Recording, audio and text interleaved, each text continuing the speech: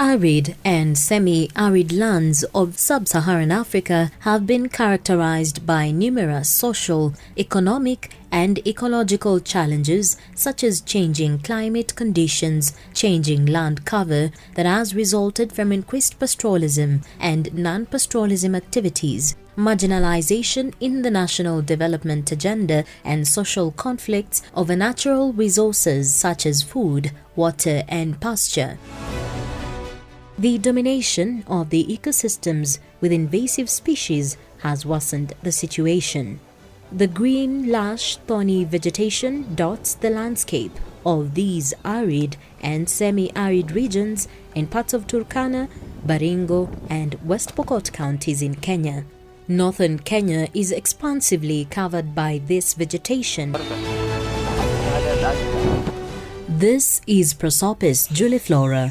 It belongs to the Fabaceae family and thrives in sandy, rocky, poor and saline soils with an altitude range of 300 to 1900 meters above sea level. Prosopis juliflora has deep taproots which enable it to access subsurface waters. According to a report by Kenya Forest Research Institute, the plant was introduced in Kenya from South America in the 1970s to rehabilitate arid and semi-arid areas because it's drought resilient, grows fast and can withstand floods. When the tree was introduced here, it had all the good potentiality about it, especially in reversing land degradation in the drylands. So within the same period again, the same species again was introduced in Ebura, that's in the northeastern, within the irrigation scheme, which I happen to have carried out a study there way before some time back when the benefits of Prosopis were really being discussed. Like for example, it's a known fact that wherever Prosopis grows, the soil conditions change to be more favorable, the soil become a bit more fertile. So those are some things which have been known. Popularly referred to as Madenge tree in Kenya, locals in Turkana community refer to it as Etirai, while their neighbors, Pokots, refer to it as Kediamu, a term associated to the impact of the plant on animal stomach. Regions that were once bare are now covered by thickets of this fast-spreading wonder tree that was highly regarded by some locals in Turkana community as it was an alternative pasture source. Our place, Kerio, was once like a desert. It had no trees. It had bare land.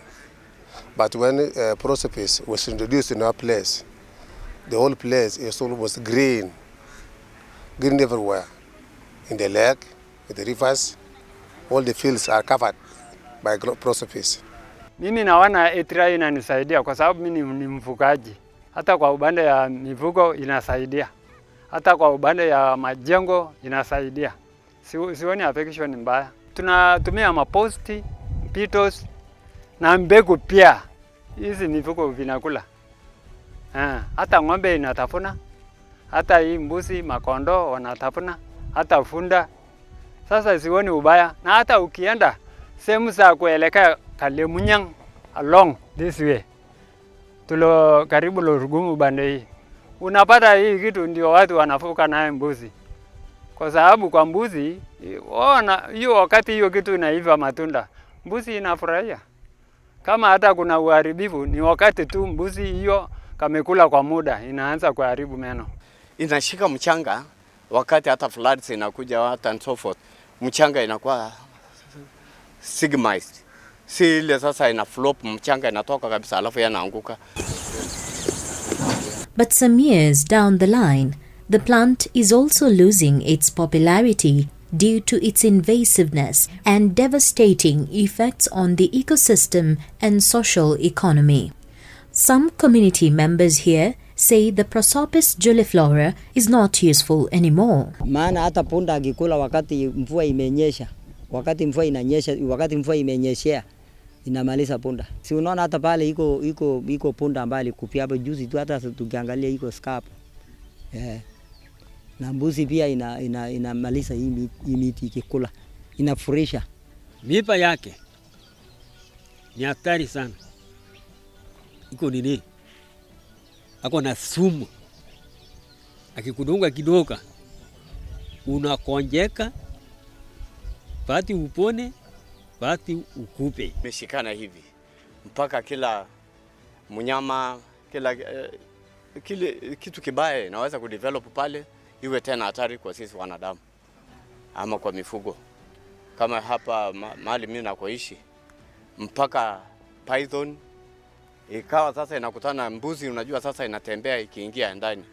Python ikawa sasa inatafuna mbuzi yetu. This tree has gone up to interior of the lake.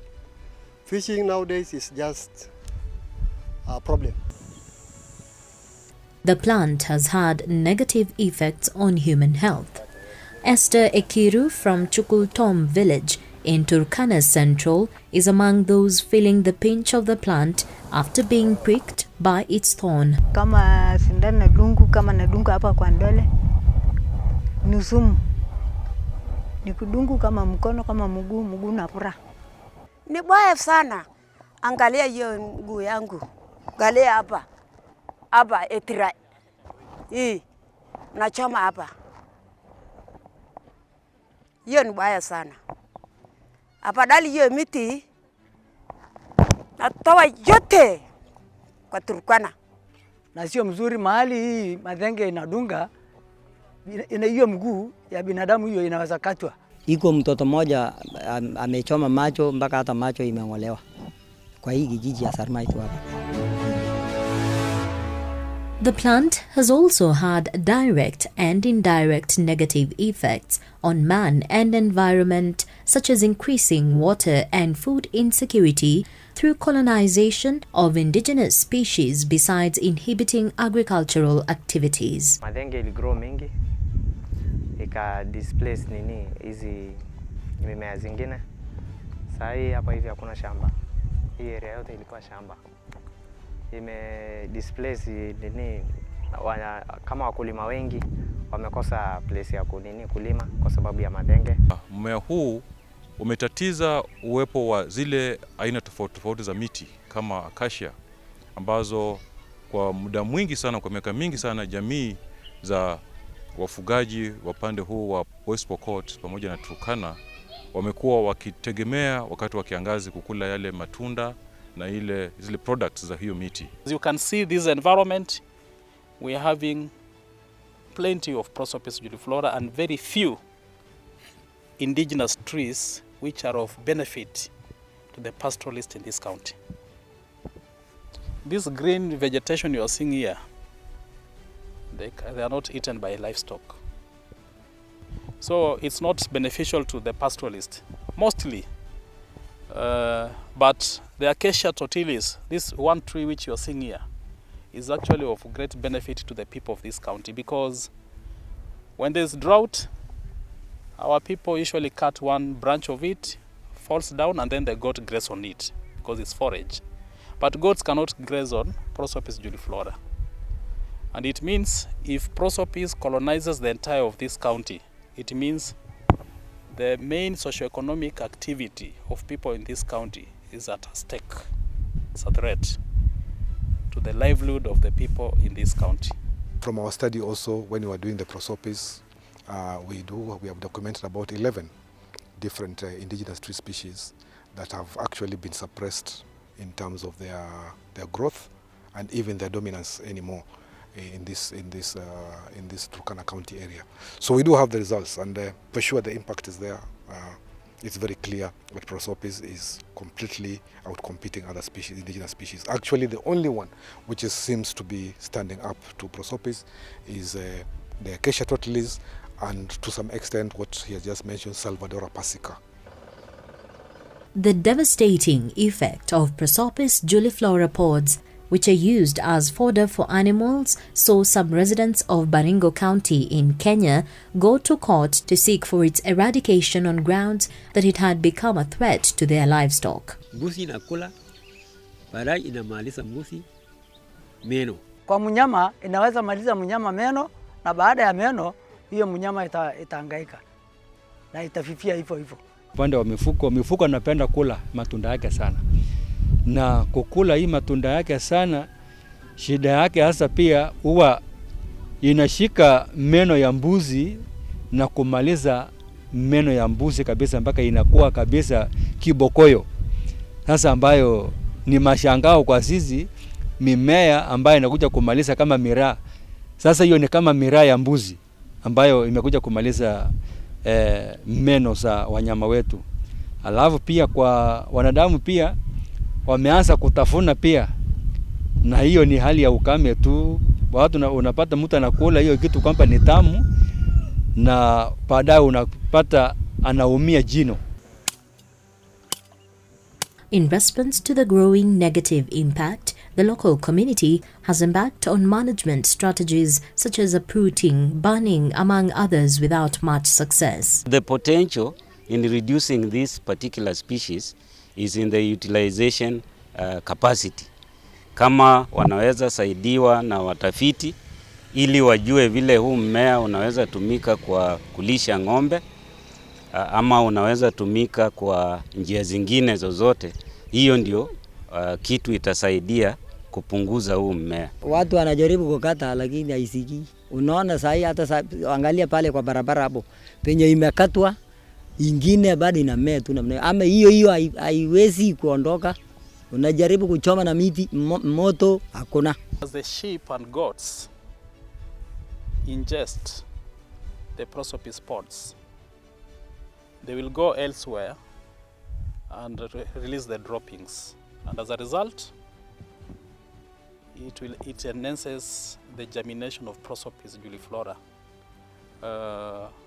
in various areas, and specifically when it goes to a wetland along River Takwel, along River Tarach,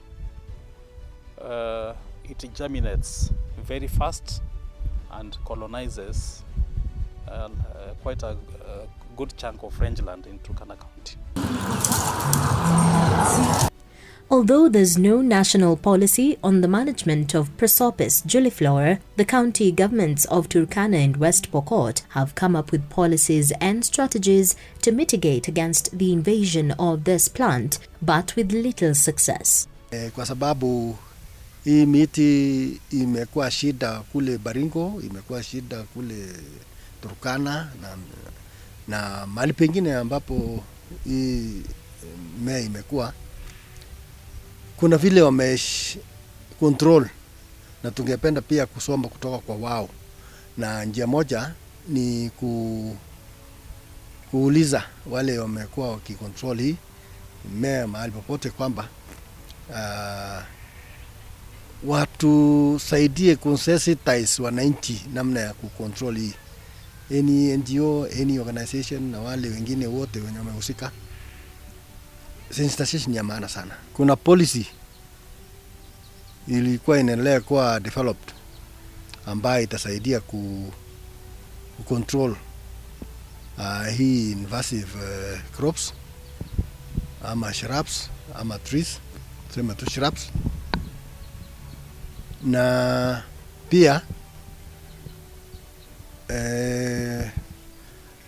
kama wanyama wengine ama vile vidudu wengine kama vile locust. Kwa hivyo nafikiri hiyo policy itatusaidia control hizo invasive crops na even insects. What we've done as Turkana County, since we identified this as an issue, there is a ban on commercial charcoal production in this Kenya. There's a ban. But as Turkana County, because Prosopis is a concern to us and it's spreading very fast, we've allowed our people to produce charcoal commercially from Prosopis juliflora. That is one of the policy that we've agreed. We've sensitized our people, we've gone to the media, and we've permitted our people to produce charcoal from Prosopis juliflora, and avoiding any person who is actually cutting indigenous trees in this county. We usually arrest them and take them to court. We've allowed them, without any permitting nowadays, to harvest and utilize Prosopis as a way of reducing its further spread. That is not the best way of managing Prosopis. More scientific studies needs to be done, and that's why we really appreciate Masinde Muliro University for coming in through this program of Brescia. which is looking at how water security and food security can be addressed in this county. The other aspect is we've also developed our Turkana County Climate Change Policy. We also have Turkana County Climate Change Act, which was actually passed by the County Assembly last year in October and published by the government printers. We also have Turkana County Climate Change Fund Regulation. In this fund, Turkana County has committed towards climate actions, which is a global call. We've committed 2% of our development budget to climate change programs. Basically, climate change mitigation and adaptation in this county. Going to quickly make a small policy. Concerted efforts by the government and non-state actors have seen farmers get trainings on how to manage the invasive plant as part of the bigger approach to eliminate it. It's for these reasons that building research capacity for sustainable water and food security in sub-Saharan Africa, BRACEA undertook various research activities in the drylands of sub-Saharan Africa with the aim of exploring the challenges and opportunities to ensure the regions are self-sustaining and focused on improving access to food and water for the most vulnerable in the drylands of Africa. Under BRACEA, a team of researchers from Masinde Muliro University of Science and Technology, Kenya, led by late Professor John Obiri, Caleb Mwendwa, Dr. Namenya Daniel Naburi, and Dr. Edward Mugalavai, together with lead Malawi, led by Professor Shostine, developed interest to capture the various aspects on the impact of Prosopis juliflora plant species on water and food security that has been designated as invasive in both Kenya and Malawi. Come straight to why this particular research we are carrying it out in Turkana. We identified Prosopis, or Prosopis has been identified as a species of interest. In a lot of literature, actually, it's referred to as an invasive species. Now, those are terminologies which have been coined by scientists, and that's why we are here as researchers. As usual in research, we try to see whether that is true or not. Is it invasive or not invasive? That is part of what we do in research. Either we accept a hypothesis or we actually disagree with it. Kutokana na utafiti wetu tuliweza kufahamu kwamba kweli namna ambavyo mvua pamoja na joto, kiwango cha joto zinavyoendelea katika sehemu hii ya West Pokot kumeweza kuwa na mabadiliko makubwa tangu miaka ya 80 hadi sasa. Na katika utafiti wetu huu mambo makubwa haswa ambayo tumeweza kuyafahamu kutokana na yale ambayo tulikuwa tunashughulikia ni kwamba kiwango cha joto kimepanda na pia kiwango cha mvua kimeweza kupanda kutokana na vile ambavyo joto limekuwa likibadilika. Na kutokana na haya unapata kwamba mvua ambayo tumeweza kupata kwa miaka 10 kila baada ya miaka 10 ukipiga hiyo hesabu unapata kwamba mvua imeweza kuongezeka katika eneo hili, na mvua inapoongezeka haiji yani haispread kwa muda au kwa miezi yale ambayo tumekuwa tukitarajia hapo nyuma kupata mvua. Lakini kwa kiwango kikubwa ukifanya hesabu kuanzia mwaka 80 hadi mwaka wa 2020 unapata kwamba kiwango cha mvua kimekuwa kikiongezeka. BRACEA was a 4-year UKRI Global Challenges Research Fund GCRF program which aimed at developing and strengthening research capacity and capabilities in institutions in Malawi, Kenya, and Ghana to carry out impactful research that leads to positive policy and practice change for sustainable water and food security to benefit 270 million people living in the sub-Saharan Africa drylands.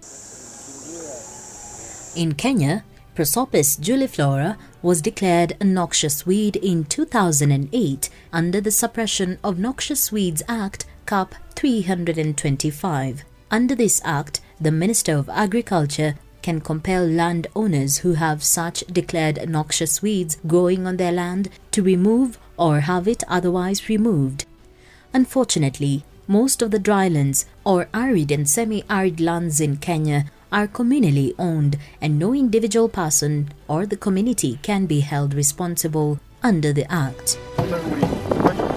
In some parts of sub-Saharan Africa, Chikawa and Palombe districts, Lake Chiwa, Malawi, where Bracia Project also carried out the study, what is seen as a curse in Kenya seems to be a blessing, a classic case of the tale of two stories. In Malawi, the tale of Prosopis is different. The tree is a blessing in disguise. It supports many social-economic activities ranging from firewood for household use and for selling to animal feed. Swangoma area in Palombe district is a fishing community, and fish smoking is one of the major fish processing activities that creates high demand for firewood.